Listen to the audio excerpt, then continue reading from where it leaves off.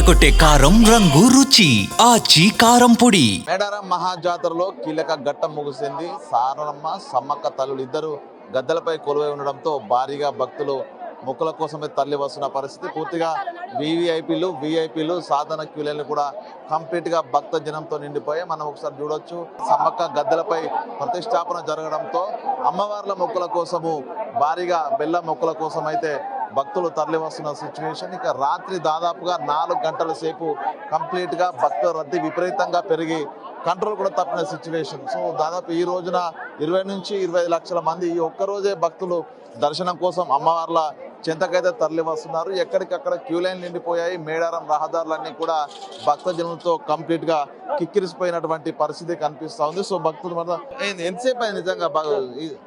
ఇప్పుడు ప్రజెంట్ అయితే మంచి దర్శనం అయితే బాగానే ఉంది. ఇప్పుడైతే ప్రజెంట్ అయితే కొంచెం బాగానే ఉంది. ఇప్పుడు బాగానే పోతున్నాము. ప్రజెంట్ అయితే పోతున్నాము.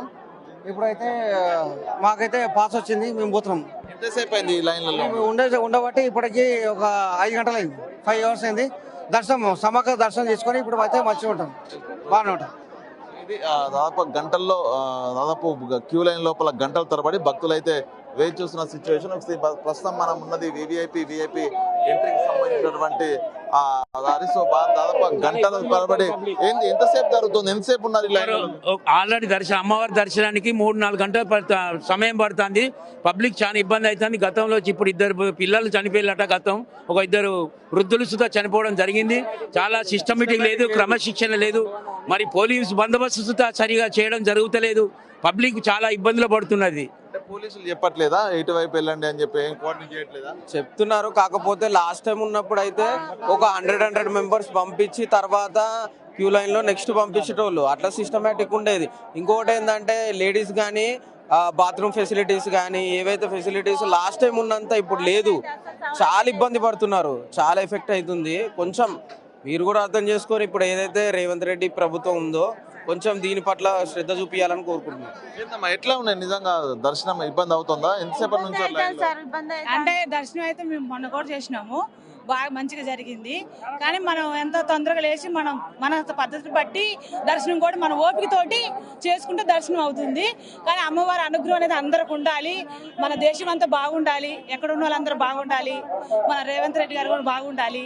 అందరూ మనకు అనుకునేది సమ్మక్క తల్లి. మేము కూడా పోయి పూజారులమే, సమ్మక్క సారక్క తల్లి పూజారులు. అందరికీ అనుకోలేదు కొంగు బంగారం అయ్యి ఆ తల్లికి మేము సంవత్సరం వస్తూనే ఉంటాం. సంవత్సరానికి మేము 100 సార్లు వస్తూనే ఉంటాం. ఆ తల్లి అనుగ్రహం అందరికి ఉండాలి, మాకు ఉండాలి. ఆ సమ్మక్క సారక్క తల్లికి జై.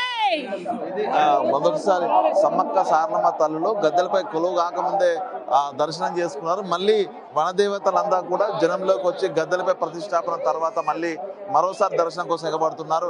లాస్ట్ ఇయర్ పోయినసారి కన్నా ఈసారి మంచి ఏర్పాట్లు బాగా చేయడం జరిగింది. అన్ని విధాలుగా మంచి. ఎంతమంది వచ్చారు ఫ్యామిలీ?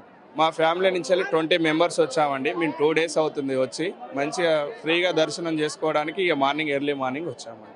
ఇది కుటుంబ సమేతంగా వచ్చిన భక్తజనం అంతా కూడా కొలువైనటువంటి వనదేవతలను 4 దేవతలు గద్దెలపై ఉండడంతో మహామాన్విత ఆ శక్తిపీఠంగా ప్రస్తుతం మేడారం ప్రాంగణము విలసిల్లుతోంది. దీంతో దర్శనాలు చేసుకోవడానికి భక్తులు భారీగా క్యూ కొడుతున్న సిచ్యువేషన్. మొత్తానికి మొక్కులు తీర్చుకునేటువంటి అవకాశం ఉండడంతో కూడా లక్షల్లో భక్తులు ఈ రోజున మేడారం బాట పడుతున్నారు. ఇక భక్తులతో కిక్కిరిసినటువంటి మేడారం పరిసర ప్రాంతాలంతా కూడా ఒక విశ్వనగరాన్ని తలపిస్తున్న పరిస్థితి. అయితే క్యూ లైన్ల లోపల మాత్రము భక్తులకు సాధన క్యూ లైన్ల లోపల గంటల తరబడి అమ్మవారి దర్శనానికి సమయం పడుతుండడంతో కొంత ఆశ వ్యక్తం చేసిన పరిస్థితి. ఇక పోలీస్ కోఆర్డినేషన్ సరిగా లేకపోవడంతో కొంత ఇబ్బందులు పడుతున్నామంటూ కూడా భక్తులు కొంత ఆవేదన వ్యక్తం చేసిన పరిస్థితి ప్రస్తుతం మేడారంలో కనిపిస్తా ఉంది. సంతోష్ తో వేణువిక్తివి, మేడారం.